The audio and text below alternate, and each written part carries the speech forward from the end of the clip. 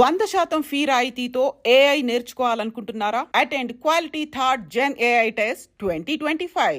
కానీ ఆయన పెంచి పెద్ద చేసిన ఆల్మోస్ట్ ఒక కొరియోగ్రాఫర్కి ఆయనకు ఆల్మోస్ట్ ధీటుగా ఇప్పుడు పుష్ప 2లో ఆఫర్ రావడాన్ని జానీ మాస్టర్ ఎలా తీసుకున్నారు, ఎలా రిసీవ్ చేసుకున్నారు ఈ విషయాన్ని? అసలు ఎందుకు తీసుకోవాలి మేము, ఎలా ఎందుకు తీసుకోవాలి? ఇప్పుడు మీరు కొరియోగ్రాఫర్, మీకు వస్తాయి. అసలు దాని గురించి మాకు అవసరం లేదు. ఎవరి టాలెంట్ వాళ్ళది, వాళ్ళకి నచ్చి ఉంటుంది, ఇచ్చి ఉంటుంది. దానిలో కూడా కొరియోగ్రాఫర్గా ఇచ్చారు. పర్టికులర్గా సింగిల్ సాంగ్ ఏమి ఇవ్వలేదు అమ్మాయికి. కొరియోగ్రాఫర్గా చేసింది. గణేష్ ఆచార్య మాస్టర్ కింద చేశారు ఆ అమ్మాయి. సో ఆ అమ్మాయికి అమ్మాయి ఆ మూవీలో చేయాలి అని అంటే తనకి హైదరాబాద్ కార్డు కంపల్సరీ ఉండాలి. దానికోసం ఫైట్ చేసి కార్డు ఇప్పించాం మేము. యూనియన్కి అగేనిస్ట్గా ఫైట్ చేసి ఇప్పించాం మేము ఆ అమ్మాయికి. అలాంటిది మరి ఇంత చేటు చేసి ఇంత అసలు రివర్స్ అయిపోయింది సిచ్యువేషన్. అంటే serious allegations along with incident డీటెయిల్స్తో పాటు హోటల్లో ఏం జరిగింది మొదలుకొని తర్వాత ఏమేమి జరిగేవి, ఎక్కడో 16 వయసులో జరిగిన ఆ ఇన్సిడెంట్తో పాటు ఇంత గ్రాఫిక్గా తను చెప్పిందంటే అది అంతు చెక్కట్లేదు చాలామందికి. ఏ టైంలో కూడా సుమలత మీకు డౌట్ రాలేదా జానీ మాస్టర్ గారికి ఈ అమ్మాయికి ఏమైనా ఒక రిలేషన్షిప్ ఏర్పడుతుందా, నా కాపురం సంగతి ఏంటి అని ఒక భారీగా సమంజసంగా ఉంటుంది కదా అందరికీ? నేను ఆల్మోస్ట్ 12 years, నాకు ఇప్పటికీ మ్యారేజ్ అయ్యి 12 years. హస్బెండ్ అనే అతను నిజంగా అంత హరాస్ చేస్తే ఏ వైఫ్ టాలరేట్ చేయదు. ఫస్ట్ థింగ్ ఆ ఎఫెక్ట్ వైఫ్ మీదే పడుతుంది, పిల్లల మీద పడుతుంది. నేను యాజ్ ఏ వైఫ్, మదర్, నేను 2 చేస్తున్నాను ఇంట్లో. సో నాకు ఒక కూతురు ఉంది. ఇలాంటి ఒక ఫాదర్ ఉన్నారు అని అంటే ఫస్ట్ ఆఫ్ ఆల్ మేము ఎలా యాక్సెప్ట్ చేస్తాం? సో నేను ఫైట్ చేస్తున్నాను. నేను జానీ మాస్టర్ మీ కళ్ళ ముందు పెరిగారు, ఆడియన్స్ అందరు చూస్తున్నారుగా. వాళ్ళ కళ్ళ ముందే మాస్టర్ జర్నీ కూడా సాగింది. ఎక్కడో నుంచి వచ్చి సడన్గా ఇట్లా రాలేదు. డీ షో, ద్రోణ, రచ్చ అంటే ప్రతి ఒక్క ఆయన ఎదుగుదల మొత్తం ఆడియన్స్ కళ్ళ ముందే జరిగింది.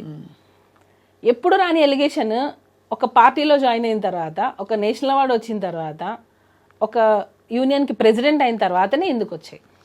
ఇంతకంటే ఆరితేరిన పార్టీలు, రాజకీయ నాయకులు, శక్తులు ఉంటారు కదా సుమలత.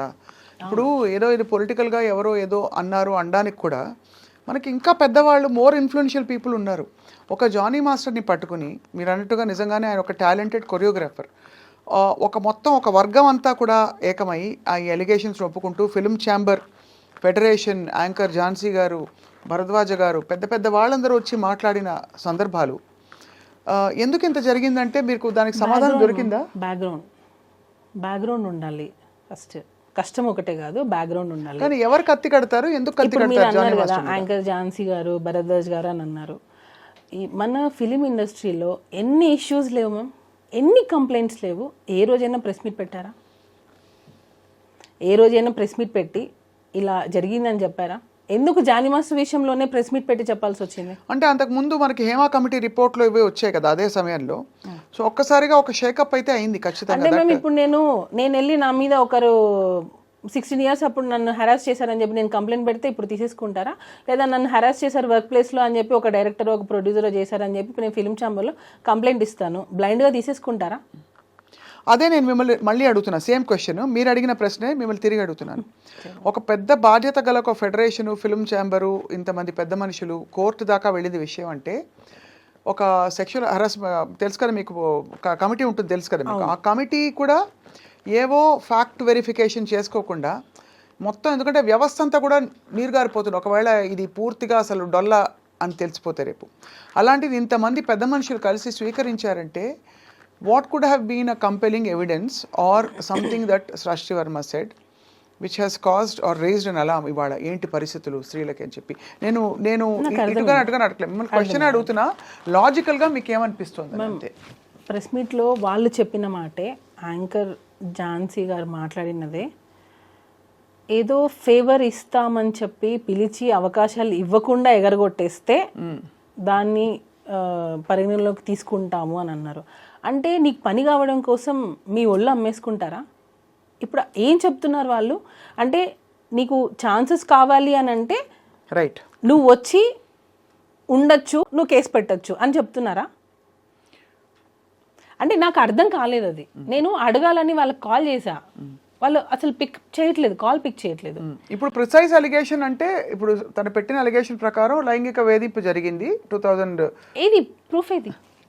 అదే అంటే ప్రూఫ్ ఇంకా లేదు మ్యామ్. సెక్షువల్ హెరాస్మెంట్ అంటే ఏంటి నాకు ఇప్పటికీ అర్థం కావట్లేదు. సెక్షువల్ హెరాస్మెంట్ అంటే ఏంటి? ఫస్ట్ ఆఫ్ ఆల్ మైనర్ అమ్మాయితో ఏ విధంగా, మైనర్ వదిలిపెట్టండి, మేజర్ అయినా మైనర్ అయినా సెక్షువల్ హెరాస్మెంట్. సెక్షువల్ హెరాస్మెంట్ అంటే ఏంటి అంటే బేసికలీ నువ్వు ఇలా ప్రవర్తించకపోతే నేను చెప్పిన టర్మ్స్ అండ్ కండిషన్స్ కి నువ్వు నా కోరికలు తీర్చాలి, పిచ్చి చూపులు చూడడం మొదలుకుని కామెంట్లు కొట్టడం వరకు సెక్షువల్ హెరాస్మెంట్ కింద అనేక విషయాలు వస్తాయి.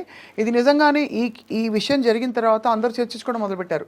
ఇప్పుడు ఊరికే సరదాగా ఫ్రెండ్స్ కొలీగ్స్ ఉంటారు, వచ్చి ఏదో కామెంట్ చేస్తారు, అది సెక్షువల్ హెరాస్మెంట్ అయిపోతుంది సడన్గా. అంటే అమ్మాయి ఫీల్ అయ్యేది ఇంపార్టెంటా, జరిగే సంఘటన ఇంపార్టెంటా అని చర్చ కూడా వచ్చింది. చాలామంది లాయర్స్తో కూడా మాట్లాడాము మేము.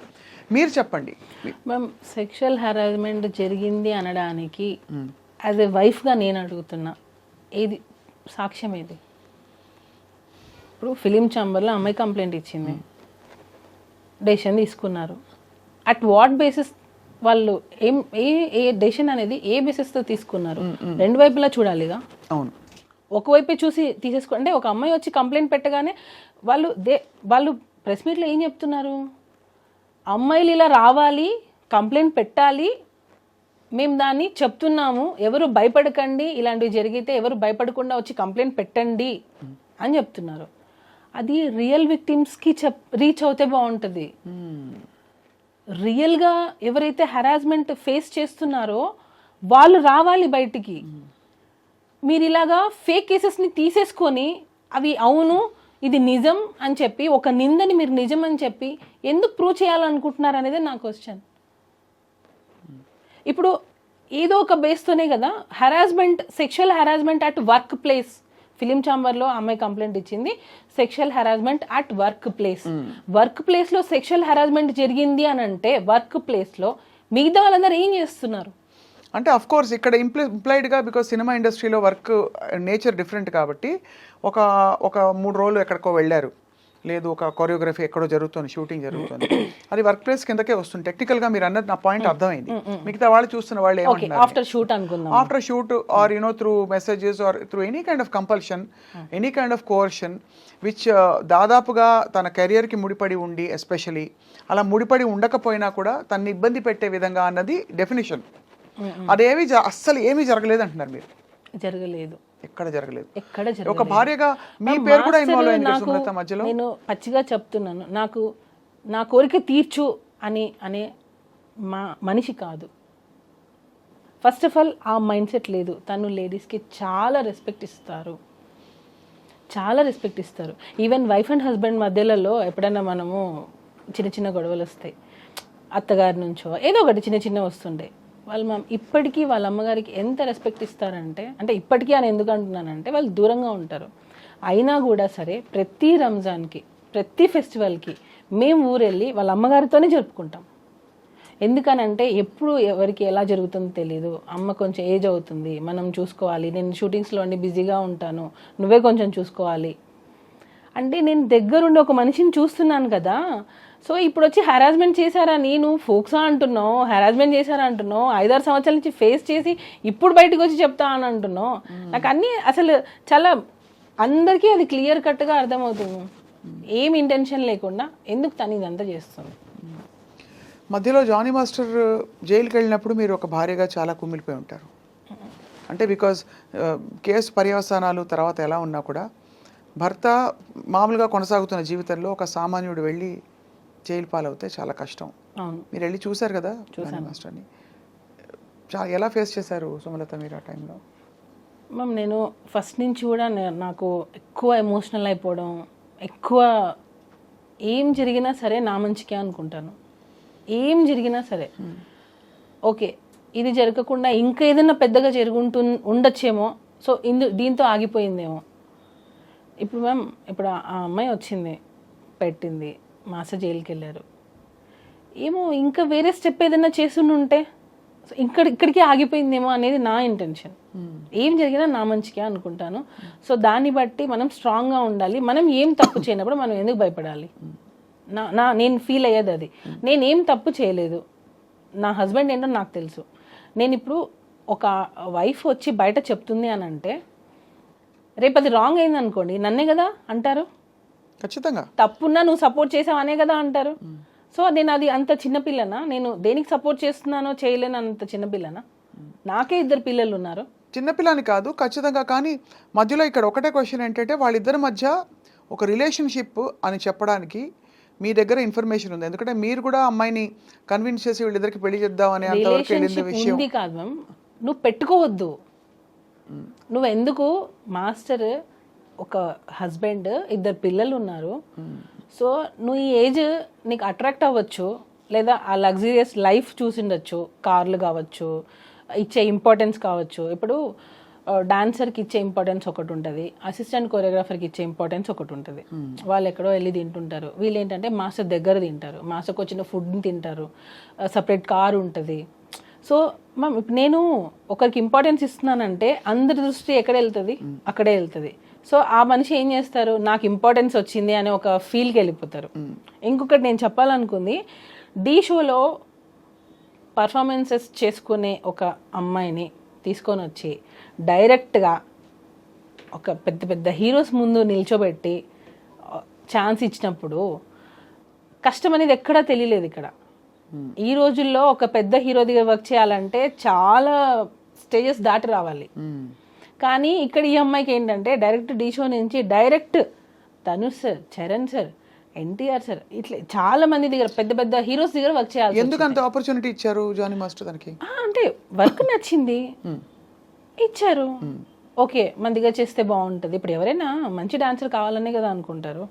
సో అలా పిలిచారు. మాస్టర్ చిన్న చిన్న సాంగ్స్ చేసే స్టేజ్ అప్పటికి అయిపోయింది. సారీ, చిన్న చిన్న సాంగ్స్ అని నేను ఎప్పుడు చెప్పకూడదు, ఎందుకంటే అన్ని సాంగ్స్ ఒకటే. అర్థమైంది. హీరోస్ ఎక్కువ ఫేమ్ ఉన్న హీరోస్ దగ్గర మాస్టర్కి ఛాన్సెస్ రావడం స్టార్ట్ అయింది. సో అప్పుడు ఆ అమ్మాయి అక్కడే వర్క్ చేస్తుంది కదా, మాస్టర్ ఏ హీరో దగ్గర ఉంటారో ఆ అమ్మాయి అక్కడే వర్క్ చేస్తుంది. సో ఆటోమేటిక్గా ఆ అమ్మాయి పెద్ద హీరో దగ్గర నుంచే స్టార్ట్ అయింది తన కెరియర్ అనేది. ఇండస్ట్రీకి రావడంతోనే విజయ్ సార్ పెద్ద పెద్ద హీరోస్తోనే చేసింది వర్క్. అవును, నేను అడిగేది అదే, అంటే మీరు ఎందుకు ఇన్వాల్వ్ అయ్యి తన దగ్గరికి వెళ్లాల్సి వచ్చింది? నువ్వు నేను ఒకరోజు పిలిచాను. మనసు పడింది అతను? నేను పడింది, అదే కదా నేను అంటున్నాను. జానీ మాస్టర్ మీద మనసు పడింది. నేను ఒకరోజు రిహార్సల్కి వెళ్ళాను, షూట్కి రిహార్సల్స్కి వెళ్తూ ఉంటాను. నేను వెళ్ళినప్పుడు ఆ అమ్మాయి నన్ను చూసి భయపడ్డము, ఎందుకో కొంచెం ఇన్సెక్యూర్గా ఫీల్ అవ్వడం, నేనేదో ఐడెంటిఫై చేసి తను ఏదైనా అడుగుతానేమో, ఏదో ఒకటి సంథింగ్ నా దగ్గర ఉన్నప్పుడు కొంచెం ఎక్కువ రాదు. సరే అని చెప్పి నాకు కొంచెం వియర్డ్గా అనిపించింది బిహేవియర్. అప్పుడు నేను మాస్టర్కి చెప్పాను, తనని దూరం పెట్టు, తన వల్ల నీకు ప్రాబ్లం వస్తుంది అని చెప్పాను. నేను అప్పుడే చెప్పాను. నేను మాస్టర్ వచ్చి లేదు అలా ఏం కాదు, మంచి అమ్మాయి, హార్డ్ వర్క్ చేస్తుంది, మంచి అమ్మాయి. మాస్టర్ అన్నారు మంచి అమ్మాయి, హార్డ్ వర్క్ చేస్తుంది అని అన్నారు. తర్వాత రంజితమే సాంగ్ అప్పుడు స్ట్రిక్ట్గా చెప్పాను, ఆ అమ్మాయి వద్దు మన దగ్గర. ఎందుకనంటే నాకు మాస్టర్ దగ్గర ఉన్న అసిస్టెంట్ కొరియోగ్రాఫర్స్, డాన్సర్స్ నాకు కాల్ చేసి, వదిన ఆ అమ్మాయి చాలా ఎక్కువ చేస్తుంది, మాస్టర్ ఇచ్చే ఇంపార్టెన్స్ని తను వేరే వేలో తీసుకెళ్తుంది, సో జాగ్రత్త అని చెప్పి నాకు చాలామంది డాన్సర్స్ కాల్ చేసి చెప్పారు. అప్పుడు నేను మాస్టర్ కాల్ చేసి, ఈ అమ్మాయి మన దగ్గర వద్దు, మాస్టర్ ఎంతైనా చేయనివ్వండి, నేను వన్స్ ఒకసారి వద్దు అని స్టాండ్ తీసుకున్నానంటే మాస్టర్ దానికి కట్టుబడి ఉంటారు. స్టార్టింగ్లో ఒకవేళ అటు ఇటు డిస్కషన్ జరిగినా అట్ ద ఎండ్ మాస్టర్ నన్ను ఎప్పుడు క్రాస్ చేసి వెళ్ళరు. అంటే తను చెప్పేది నిజమే అని నమ్ముతారు. సో అలాగా వద్దు అని అనుకున్నా మా అమ్మాయిని పక్కన పెట్టేశాను. తర్వాత తను పుష్ప 2లో వచ్చిందని. ఇప్పుడు పుష్ప 2లో కూడా అమ్మాయికి ఎలా వస్తుంది చెప్పండి? జానీ మాస్టర్ చేస్తేనే, పుష్పలో చేసింది ఆ అమ్మాయి, 1లో చేసింది, తర్వాతనే కదా నీకు 2లో కూడా అవకాశం వస్తుంది. నువ్వు అవకాశాల పరంగా తను జానీ మాస్టర్ అసిస్టెంట్గా చేసిన ఈ విషయాలు అవన్నీ అది ఒప్పుకుంటున్నారు అందరూ.